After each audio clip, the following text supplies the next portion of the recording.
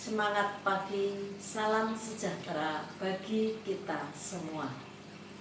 Bapak, Ibu, Saudara yang kami hormati, dan sebagai pendidik yang hebat, di sini saya akan memaparkan mengenai penerapan disiplin positif pada sekolah ramah anak.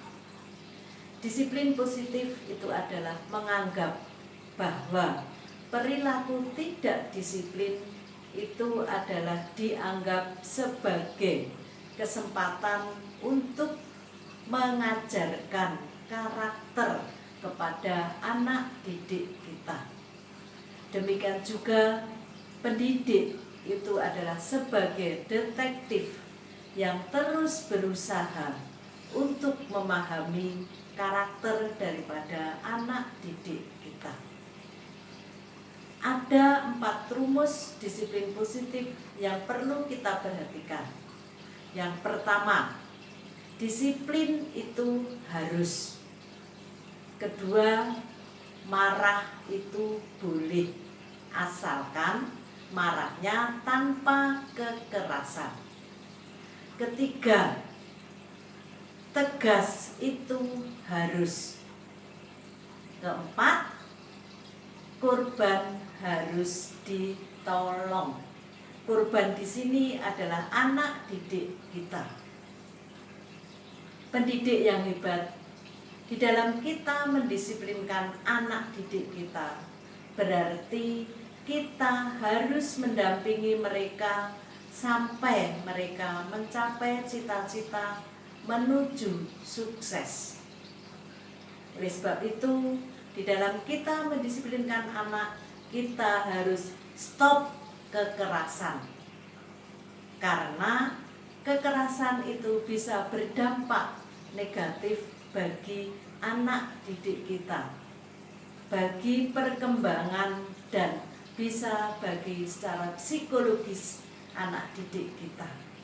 Mungkin dengan kekerasan, anak didik kita bisa rendah diri, bisa membuat putus sekolah, bisa malah mereka sering sekali melanggar tata tertib. Pendidik yang hebat di dalam pelaksanaan disiplin positif itu harus diawali dengan komunikasi dan kesepakatan antara anak didik dan pendidik.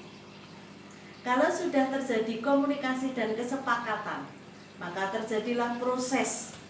Kita harus mencari tahu bagaimana, mengapa dia bisa melanggar tata tertib. Setelah kita tahu asal-usulnya mereka melanggar tata tertib, kita bisa menyadarkan kepada anak didik kita bahwa hal itu adalah melanggar tata tertib. Dan itu keliru.